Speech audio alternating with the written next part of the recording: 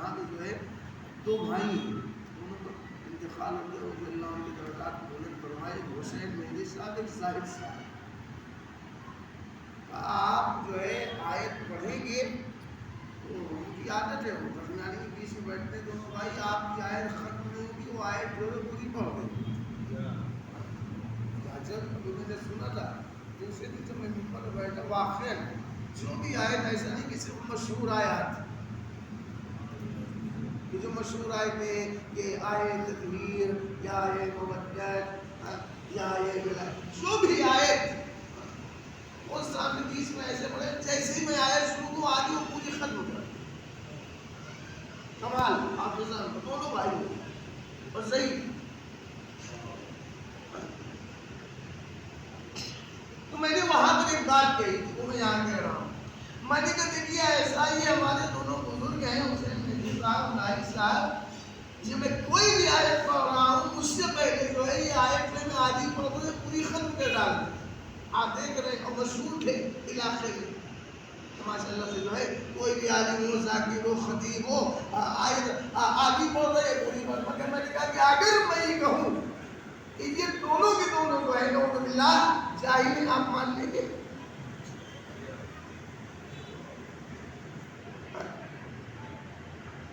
اگر میں کہہ دوں کہ میں یہ عجیب جاہل ہے، کچھ نہیں آتا جاتا ان کو، بتائیے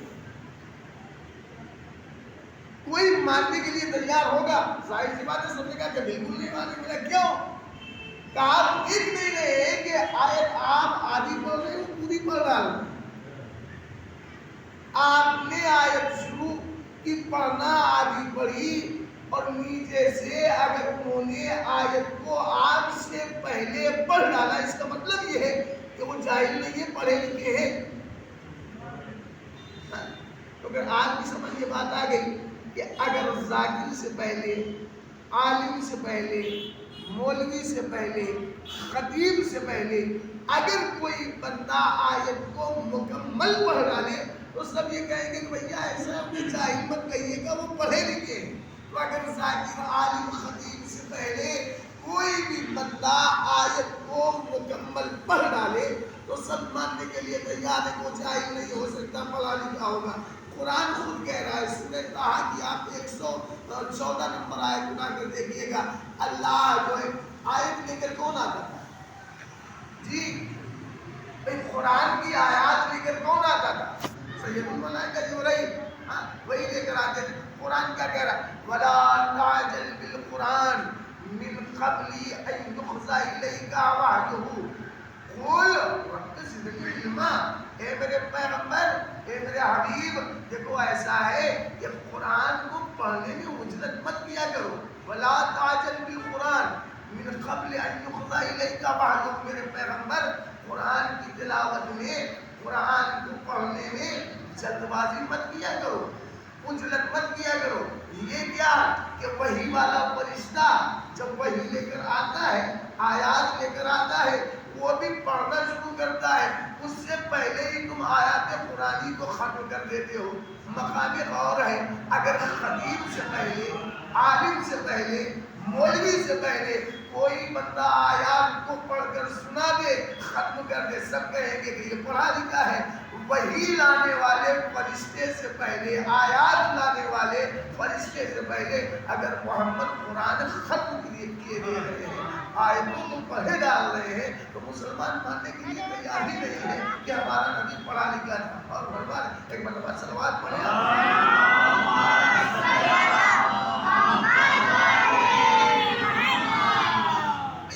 سوچنے کا مقام ہے کہ اگر نبی جبرائیل سے پہلے آیات الہی کو پڑھ ڈال رہے ہیں، یہ نبی کے عالم ہونے کی دلیل۔ اور فرمایا کافر ایسا ہے، اچھا اگر آپ مان لیں قرآن مجید میں ایک منزل ہے، میں نے کہا تھا سمجھنا چاہیے تو ابھی دیکھیے ایسا ہے کہ قرآن میں کہہ رہا ہے، سورہ عنکبوت آپ پڑھیں، کیا ہے سورہ عنکبوت کا 48 نمبر آیت آپ پڑھ ڈالیں، یہ کیا ہے؟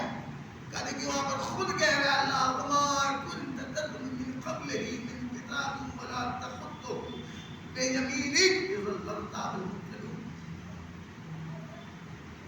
خدا جب خود کہہ رہا ہے کہ میرے پیغمبر اس قرآن کے نازل ہونے سے پہلے نہ تو تم نے کچھ پڑھا، نہ اپنے ہاتھوں سے کچھ لکھا،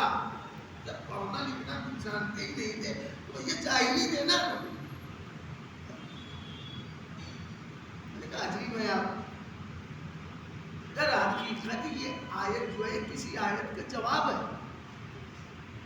وہ کون سی آیت؟ سورہ فرقان کی 5 نمبر آیت ہے جہاں پر کفار و مشرکین کے قول قال اساطیر الاولین. کہتے کیا تھے لوگ جب نبی پرانی آیات کو پڑھ کر سناتے تھے تو کہتے کیا تھے لوگ؟ ارے جو محمد قرآن ہمارے سامنے پیش کر رہے ہیں، آیات پیش کر رہے ہیں، یہ کسی کو خدا کا کلام نہیں. اساطیر الاولین یہ تو پچھلوں کی کہانیاں ہیں. کیا ہے؟ پچھلوں کی کہانیاں ہیں. یہ کہانیاں جو ہے لا کر یہ محمد کتاب بنا کر ہمارے سامنے پیش کرے گی. آیات قرآنی ہے، آیات الہی ہے. اور ہمارے اللہ نے کیا کیا؟ اللہ نے کیا کیا؟ اللہ نے اعلان کر کے خبردار سنو جا رکھا قرآن کے نازل ہونے سے پہلے نہ تو محمد نے کچھ پڑھا نہ کچھ لکھا. اچھا دیکھیے، اللہ کا کوئی بھی عمل حکمت سے خالی نہیں ہوتا. میں نے کہا پروردگار اگر اس دنیا میں نبی آتا اور آنے کے بعد کہیں بیٹھ کر پڑھ رہا ہوتا، کہیں لکھ رہا ہوتا، کم از کم ہمارے پاس دلیل رہتی کہ ارے تم ہمارے نبی کو ظاہر کر، ہمارا نبی جو کہاں پڑھا ہے وہاں لکھا ہے. لیکن اللہ نے کیا کہا نا، قرآن کے نازل ہونے سے پہلے نہ تو نبی نے کچھ پڑھا نہ کچھ لکھا. اللہ کا کوئی عمل حکمت سے خالی ہوتا ہی نہیں ہے. پروردگار کیوں نہیں پڑھنے دیا، کیوں نہیں لکھنے دیا؟ کہا دیکھو اگر قرآن کے نازل ہونے سے پہلے میرا حبیب کہیں جا کر پڑھتا، کہیں جا کر لکھتا تو یہ پہلے سے ہی شک کی مزاج ہے. ان کے مزاج میں شک پہلے ہی سے ہے کہ یہ دو پچھلوں کی کہانیاں ہیں، اس نے جو اکٹھا کر لیا ہے. اگر یہ محمد کو کہیں جا کر لکھتے اور پڑھتے ہوئے دیکھ لیتے تو ان کا شک یقین میں بدل جاتا کہ وہاں پر بیٹھ کر محمد پڑھ رہے تھے، وہاں پر بیٹھ کر محمد لکھ رہے تھے. ان سے پوچھ کر محمد نے لکھا ہے اور خود بنا کر پچھلوں کی کہانیوں کو ہمارے سامنے پیش کر دیا. اللہ نے کیا کہا کہ نا، محمد قرآن کے نازل ہونے سے پہلے میرے حبیب نے نہ تو کچھ پڑھا نہ تو کچھ لکھا. اور یاد رکھیے گا، پڑھ کر کسی کو پڑھانا یہ کمال نہیں ہوتا. یاد رکھیے، پڑھ کر کسی کو پڑھانا یہ کمال تھوڑی نہ ہے. بغیر پڑھے ہوئے زمانے کو پڑھا دینا یہ کمال ہوتا ہے.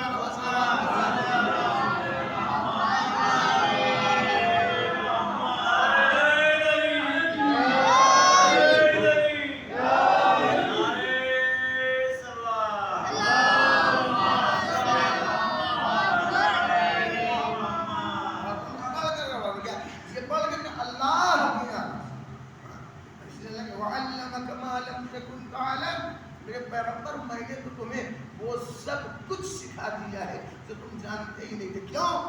اس لیے کہ تمہیں کائنات میں جانے کے بعد ہر وہ چیز لوگوں کو سکھانا ہے جو لوگ جانتے ہی نہیں. اور ہمارے سورہ نساء میں فرمایا وَعَلَّمَكَ مَا لَمْ تَكُنْ تَعْلَمْ، تمہیں اللہ نے وہ سب کچھ سکھا دیا جو تم نہیں جانتے. سورہ بقرہ میں کیا کہا؟ وَيُعَلِّمُكُم مَا لَمْ تَكُنْ تَعْلَمُونَ. یہ جو محمد رسول بنا کر بھیجا جا رہا ہے تمہیں ہر اس چیز کی تعلیم دے گا جو تم جانتے ہی نہیں. محمد کون؟ جس کو اللہ نے سب کچھ سکھایا. آ کر یہاں ہر اس چیز کو سکھانے والا ہے جو ہم جانتے ہی نہیں. ہم کیا جانتے ہیں بھائی؟ کچھ بھی نہیں. آئے تو جاہل، ہمیں جاہل. اللہ نے اپنے پیغمبر کو سب کچھ سکھا کر بھیجا. وہ عالم تو بنسیہ ہے قرآنی، وہ عالم ہے. ہم کون ہیں؟ جاہل ہیں. آئیے قرآنی کو اگر اپنی نگاہوں کے سامنے کیا وَعَلَّمَكَ مَا لَمْ تَكُنْ تَعْلَمْ، تم کو اللہ نے وہ سب کچھ سکھا دیا جو تم جانتے ہی نہیں تھے. پھر مقصد پیسہ جب بیان کیا تو کیا کہا؟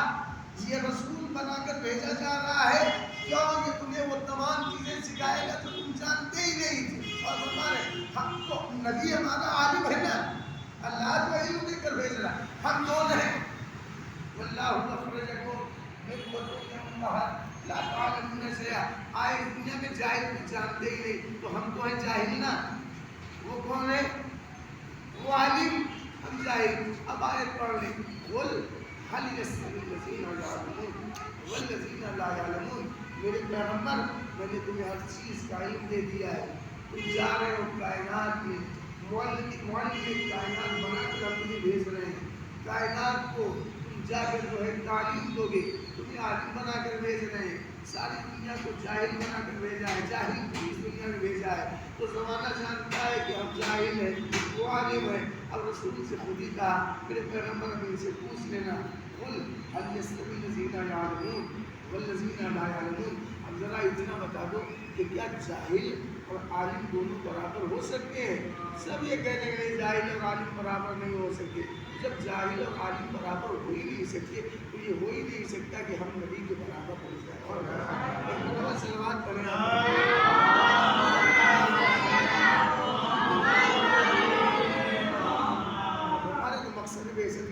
یہ مقاصد بعثت قرآن نے بیان کیے. قرآن نے مقاصد بعثت بیان کیے. کیا کہ رسول آ رہا ہے، کیا کرے گا؟ آیات کی تلاوت، تزکیہ نفس، کتاب کی تعلیم. اچھا کتاب کی تعلیم جو دے گا تو سوچنے کا مقاصد ہے کہ ایک چیز ہے کتاب اور ایک چیز ہے علم کتاب. کتاب اور علم کتاب دونوں میں کچھ فرق ہے کہ نہیں؟ تو دیکھیے کتاب کی دنیا الگ، علم کتاب الگ. کتاب کہتے کسے؟ تھوڑا سا کاغذ، تختی، مادہ ہی ہے نا. یہ ایسا ہے کہ یہ رواج دیکھیں تو آخر علم کتاب کا تعلق کتاب ہی سے ہے، لیکن حقیقت یہ ہے کہ کتاب کی دنیا الگ ہے اور علم کتاب چھوٹی سی کتاب اور علم کتاب میں فرق ہے کہ نہیں؟ آپ نے ابھی میں نے ایک مثال دی تھی نا کہ اپنے بچے کے لیے مولوی صاحب کا انتظام کیا. مولوی صاحب آئیں گے، ذرا آئیں گے ہمارے گھر میں، مولوی صاحب پڑھائیں گے ہمارے بچے کو، ٹھیک ہے نا. مولوی صاحب وقت 4 بجے مولوی صاحب آ گئے، مطلب خطبہ کے دوران کمرے میں جو ہے مولوی صاحب آ کر بیٹھ گئے، ٹھیک ہے نا. مولوی صاحب آ کر بیٹھ گئے کہ وہاں بچہ جو آئے. اب بچہ بھی وہ گھر سے نکلا کتاب لے کر ادھر بیٹھا بچہ، ادھر مولوی صاحب. کتاب کس کے پاس ہے؟ ہاں علم کتاب کس کے پاس ہے؟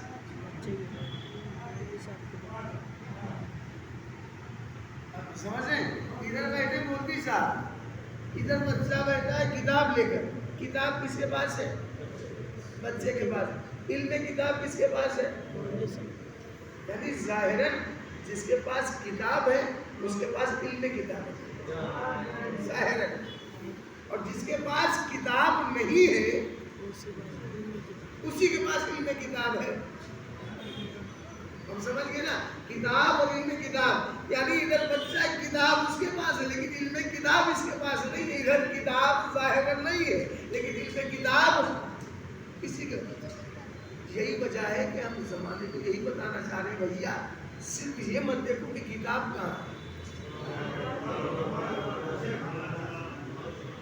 یہ دیکھو کتاب کے ساتھ ساتھ عالم کتاب کس کے ساتھ ہے. اور ہمارا ایک لمبا سوال پڑھیں آپ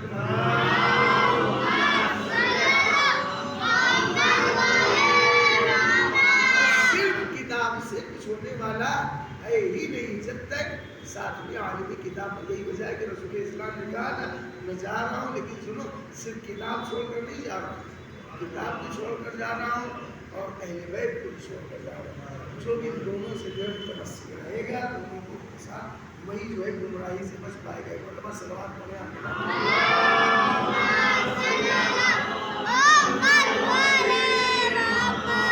اور ہمارے قرآن نے مقاصد بعثت کیا بیان کیا؟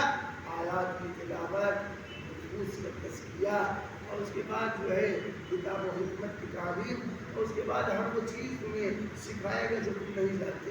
اور ان تمام چیزوں کو جو ہے رسول اسلام نے سمیٹ کر ایک جملے میں بیان کر دیا. رسول اسلام نے کیا کہا؟ انما بعثت لاتمم مکارم الاخلاق. سنو ایسا ہے کہ قرآن میں تو تم نے دیکھ لیا کہ اللہ نے جو ہے ہمیں اگر رسول بنا کر مبعوث کیا ہے تو مقاصد کیا ہے. سنو میں بھی بتا رہا ہوں مجھے مبعوث اگر کیا گیا ہے تو صرف اس لیے کہ میں اخلاق کو تمہارے پائے تبدیل کرنا چاہتا ہوں. انما بعثت لأتمم مکارم الاخلاق. اگر مجھے مبعوث کیا گیا ہے تو مبعوث کرنے کا مقصد صرف یہ ہے کہ میں تمہارے اخلاق کو پائے تکمیل کر پہنچاؤں. ٹھیک ہے نا. تو رسول نے کیا بیان کیا مقصد کہ تمہارے اخلاق کو میں پائے تکمیل کر کے پہنچا دوں. ٹھیک ہے نا. اخلاق سمجھتے ہیں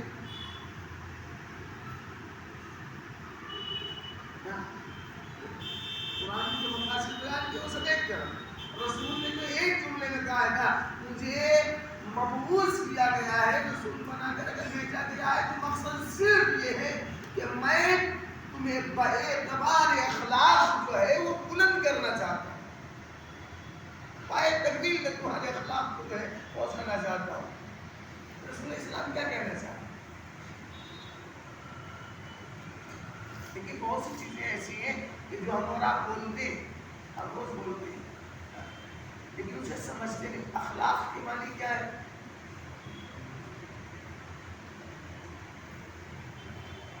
اخلاق کے معنی جو آپ بولتے ہیں نا اخلاق اخلاق کے معنی کیا ہے؟ ہمارے یہاں عموماً اخلاق کا مطلب دیا جاتا ہے جو ہم سمجھتے ہیں اخلاق وہ کیا ہے کہ اگر ملیں تو مسکرا کر ملیں. اگر مل رہے ہیں اور مسکرا کر مل رہے ہیں بڑے اخلاق. چاہے دل میں جو ہے نفرتوں کا طوفان جو ہے وہ نہ پڑا لوگ سکینہ نفاق بھرا پڑا اگر مل رہے ہیں مسکرا کر مل رہے ہیں بڑے بااخلاق جو ہمارے یہاں سمجھ مل گئے. اگر آج چلیے تھوڑا سا دے بہت دنوں کے بعد میں چلے چائے پی لیتے ہیں ساتھ میں بیٹھ کر. ارے کیا اتنے بڑے بااخلاق مل جاتے ہیں اب بغیر چائے پلائے ہوئے تو چھوڑتے ہی نہیں.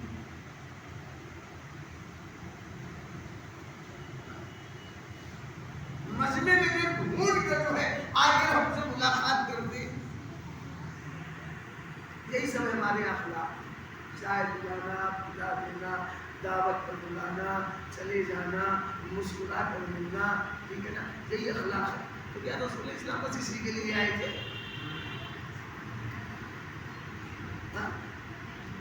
رسول اسلام اسی لیے آئے تھے کہ بھیا ایسا ہے کہ میں آیا ہوں اس لیے کہ ملنا ایک دوسرے سے مسکرا کر ملنا مسکرا کر آخر ملنا چاہیے. لیکن کیا رسول اسلام بس یہی مقصد تھا کہ آئے بس ہم مسکرا کر ملنا اور اس کے بعد جو ہے دیکھیے میں نے کہا واقعی کبھی کبھی انسان کے اندر محبت ہوتی ہے مسکرا کر ملتا ہے لیکن کبھی کبھی جب بطور طنز بھی جو ہے لوگ مسکرا کر ملتے ہیں. بات کرنے کے اخلاق جی نہیں. اخلاق کا مطلب کیا کہ جو رسول اسلام نے کہا ہے کہ دیکھو ایسا ہے کہ مجھے اللہ نے اگر مبعوث کیا ہے تو صرف اس لیے کہ میں تمہارے اخلاق کو جو ہے بلندیوں تک پہنچا کر پائے گا. اخلاق کا مطلب ہے کیا؟ اخلاق کا مطلب ہوتا ہے کہ وہ سارے حقوق جو ہمارے اوپر فرض کیے گئے ہیں ہم اسے ادا کریں. اخلاق کا مطلب کیا ہوتا ہے؟ حق کو ادا کرنا. رسول اسلام بتا رہے ہیں کہ دیکھو اگر اللہ نے مبعوث کیا تو صرف اس لیے کہ میں تمہیں بتاؤں کہ تمہیں کس چیز کے حق کو کس طریقے سے ادا کرنا ہے. اور رسول اسلام پوری زندگی یہی بتاتے رہے آخر وقت تک کہ دیکھو تم پر کس کا کیا حق ہے تمہیں کس طریقے سے ادا کرنا ہے.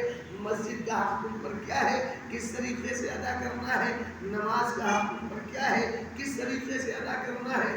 اولاد کا حق تم پر کیا ہے کس طریقے سے ادا کرنا ہے. والدین کا حق تم پر کیا ہے تمہیں کس طریقے سے ادا کرنا ہے. بھائیوں کا حق تم پر کیا ہے تمہیں کس طریقے سے ادا کرنا ہے. سارے حقوق کی ادائیگی کے بارے میں رسول اسلام نے پوری زندگی بتایا ہے. اور یہی اخلاق سب سے بڑا صاحب اخلاق وہی ہوگا کہ اس پر جو جس کا حق ہے اس کا ادا کرتا ہے. اگر انسان یہ سوچ لے کہ ہم وہ سارے حقوق جو ہم پر واجب بنا دیے گئے ہیں اسے ادا کریں گے تو واقعی انسان سب سے بڑا بااخلاق ہوگا. ایک مرتبہ صلوات پڑھیں آپ.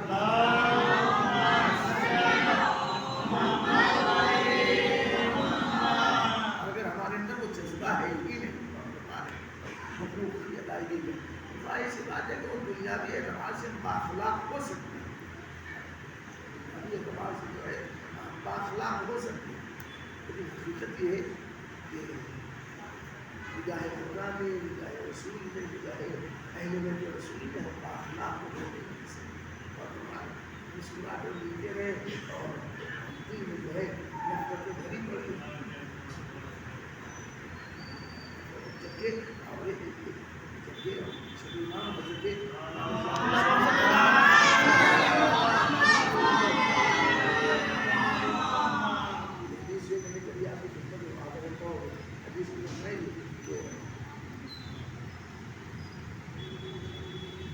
سب یہ تو سب کو پتہ سمجھاتے ہیں مومن مومن کا کیا ہوتا ہے بھائی، لیکن سب کو پتہ ہے کیسا بھائی بھی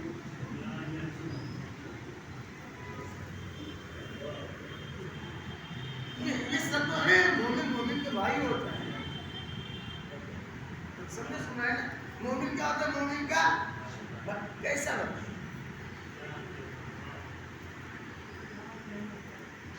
مومن مومن کا کیا ہوتا ہے، چھٹے امام نے فرمایا مومن مومن کا بھائی، المومن اخو المومن، مومن مومن کا بھائی کل جسد الواحد، جیسے ایک جسم. اس کا مطلب سمجھے جیسے ایک جسم. ان اشتکا منہ شیئا وجد المذالک بسائر جسد.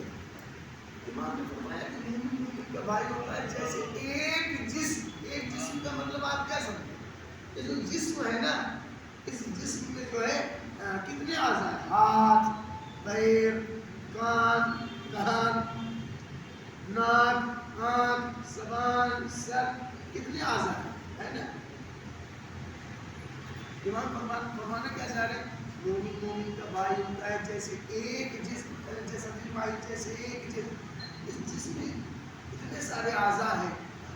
ان اعضاء کی خصوصیت کیا ہے، اگر کوئی بندہ آپ دیکھے جا رہا تھا اس نے جو ہے دیکھا نہیں، راستے میں ایک اتنا بڑا پتھر پڑا ہوا تھا، ٹھوکر لگی اور گرا جبل. اب جیسے ہی گرا نا تو آپ دوڑے ہوئے اس کے پاس گئے تو کیا دیکھا کہ اس کا گھٹنا جو ہے پھوٹ گیا، گھٹنا جو ہے پھوٹ گیا، خون بہ رہا. اب ایک ہاتھ سے جو ہے کیا نام کہ اس کے گھٹنا پکڑا لگا، ایک ہاتھ سے میں نے کہا کیا ہو گیا، گھٹنا جو ہے پھوٹ گیا، چوٹ لگ گئی. میں نے کہا یہ گھٹنا پھوٹا ہے تو ایسا ہے کہ آپ کی آنکھ سے آنسو کیوں نکل رہا ہے، پھوٹا گھٹنا ہے آنسو آنکھ سے کیوں نکل رہے ہیں. اور اگر گھٹنا پھوٹ گیا ہے تو کیا ایسا ہے کہ آپ ہاتھ فوراً یہاں پر لا کے کیوں رکھے ہوئے، آپ کے چہرے کا رنگ کیوں بدلا، گھٹنا ہی پھوٹا ہے نا. پھوٹا کیا ہے، گھٹنا. چہرے کا رنگ کیوں بدل رہا ہے، یہاں کبھی آپ بند کر رہے ہیں، کھول رہے ہیں، آنسو نکل رہے ہیں، اور یہ ہاتھ کو اپنی جگہ پر یہاں پر لا کر کیوں رکھ لیا آپ نے. کہا آپ کو معلوم نہیں، پھوٹا گھٹنا ہے لیکن آپ کو شاید پتہ نہیں کہ جو جسم انسانی ہے نا اس کی خصوصیت ہے، اگر اس جسم میں سے کسی بھی ایک عضو کو جو ہے وہ تکلیف ہوتی ہے تو احساس جسم کے سارے اعضاء کو. کیا مطلب، جسم کی خاصیت کیا ہے، جسم کی خاصیت یہ ہے کہ اگر ایک جسم کے کسی ایک عضو کو جو ہے تکلیف پہنچتی ہے تو احساس ایسا نہیں کہ بس اسی عضو کو پیر میں چوٹ لگی بس وہی نہیں، سارے اعضاء اس تکلیف کو محسوس کرتے ہیں. آنکھوں سے آنسو بہے گا، چہرے کا رنگ بدلے گا، ہاتھ فوراً اس مقام پر جائے گا. کیا مطلب، جسم کی خاصیت کیا ہوتی ہے کہ اگر جسم کے کسی ایک عضو کو تکلیف ہو جائے تو سارے اعضاء اس تکلیف کو محسوس کرتے ہیں.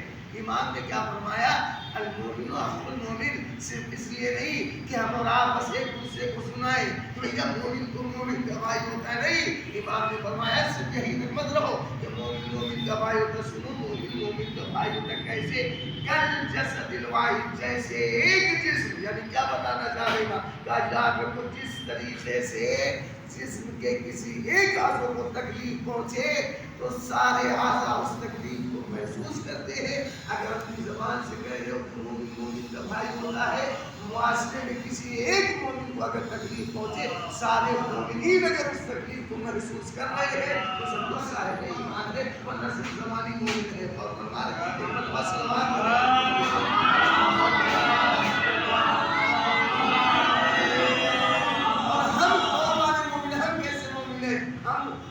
والے ہیں کہ اگر ہمارے کسی مومن بھائی کو تکلیف پہنچے کبھی ہم نہیں پھر جو ہے ہم اور آپ کو بیٹھے گا رے اور یہ جو ہے ان کے کرتوت کا نتیجہ. آپ کو کیسے پتا چل گیا ان کے کرتوت کا نتیجہ ہے؟ ہمارے یہی ہے نا کیا ہم اور آپ کیا کرنے بیٹھ جاتے ہیں ارے یہ تو ان کی کار ارے کیا ہی انہوں نے ایسا ہے کہ ان کی کارستانیوں کا نتیجہ ہے اور وہی اللہ نے دیا. دیکھیے ایسا یہ ہم طے کریں گے. ہر انسان اپنے مقام پر رہ کر خود اپنے بارے میں طے کرے گا یہ اللہ کی طرف سے عذاب ہے یا امتحان. ہم اور آپ جو ہے کسی دوسرے کے بارے میں یہ نہیں طے کریں گے کہ بھئی جو ہے ان کی حرکتیں ہیں ایسی کارستانیاں ہیں ایسی. ایک مرتبہ صلوات پڑھ